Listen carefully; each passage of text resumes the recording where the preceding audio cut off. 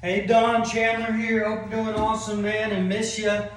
So looking at your video, it looks like you hit that one pretty decent, and you have a really good downswing. Just the ways I'd look at simplifying it is you're pretty far from the golf ball, so you're reaching out there. So one thing I like to do is I like to feel a little bit more upright. So I just feel like I tilt my body a little bit, and then just bring the lead arm out in front, and then that club is not that far off the ground, and so I'm just going to do a little bend from the waist until that club hits the ground. So I want to feel, you can see just a little bit of tilt in here, and then that club's not that far, so it's just a little bend, and so that'll put you a little bit closer to the golf ball for sure. Now, the big thing for you is you're kind of far from it, and then you lift up, and then you kind of turn, and then that kind of throws the club off plane. And so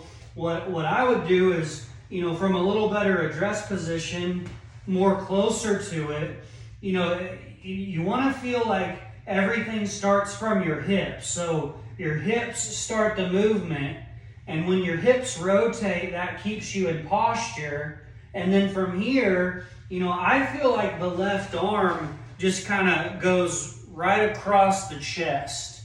Like if I were to be holding my wrist or something, it just goes straight across.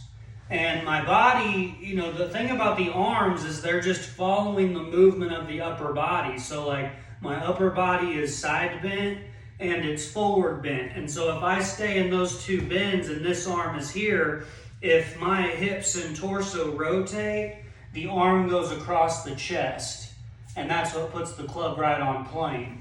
But if there's, any, changing of the spine and stuff like that, well, that throws the arm position off. So typically arm position is related to how the upper body is moving. But in terms of the arm position, because the body's in side bend and forward bend, and this hand's underneath, this arm just folds and unfolds.